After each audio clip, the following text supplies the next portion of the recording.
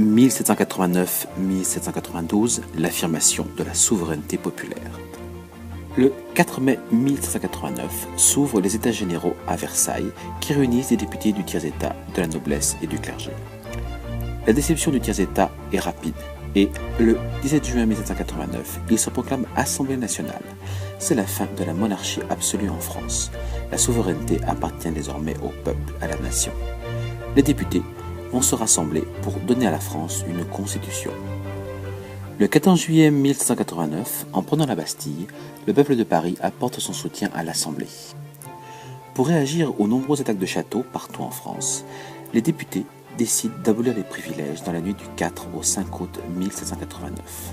Et, le 26 août 1789, ils proclament la Déclaration des droits de l'homme et du citoyen qui pose les bases de la future Constitution. Louis XVI n'est pas favorable à l'idée d'une monarchie constitutionnelle à l'anglaise. Dans la nuit du 20 au 21 juin 1791, il fuit Paris. Alors qu'il essaie de rejoindre l'armée de royalistes près de la frontière du Luxembourg, il est reconnu et ramené à Paris. C'est le divorce entre le roi et la nation. En septembre 1791, une constitution votée par l'Assemblée constituante donne au roi les pouvoirs exécutifs. Cependant, la séparation des pouvoirs est instaurée et le pouvoir législatif appartient à l'Assemblée élue. De grands principes sont rappelés. Le pouvoir vient du peuple, c'est ce qu'on appelle la souveraineté populaire, la liberté et l'égalité à la naissance. 1792-1799, la République, la guerre, la terreur. En 1792, la France rentre en guerre contre l'Autriche et la Prusse qui craignent les idées de la Révolution. La France subit de graves défaites. Louis XVI, considéré comme complice de l'ennemi, est renversé par les sans-culottes parisiens le 10 août 1792. La République est proclamée le 21 septembre par la nouvelle Assemblée, la Convention. Louis XVI est jugé pour trahison et exécuté le 21 janvier 1793. L'Europe des monarchies est alors en guerre contre la France. De plus, des révoltes éclatent partout en France. La patrie est en danger, déclare Robespierre. La Convention, sous la direction de Robespierre, prend des mesures extrêmes, la terreur. La loi des suspects permet l'arrestation de ceux qui sont suspectés d'être des contre-révolutionnaires. Le tribunal révolutionnaire est chargé d'instruire les procès. La mort est requise contre les ennemis du peuple.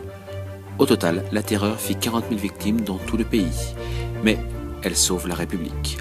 Robespierre chute en juillet 1794. C'est la fin de cette période. Pendant 5 ans, la France va se chercher un régime, un homme fort. Elle va le trouver en Bonaparte. 1799-1815, le consulat et l'Empire.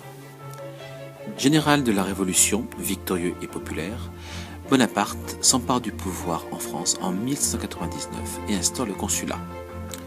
Concentrant l'essentiel du pouvoir, il se couronne empereur le 2 décembre 1804. Napoléon préserve certains acquis de la Révolution.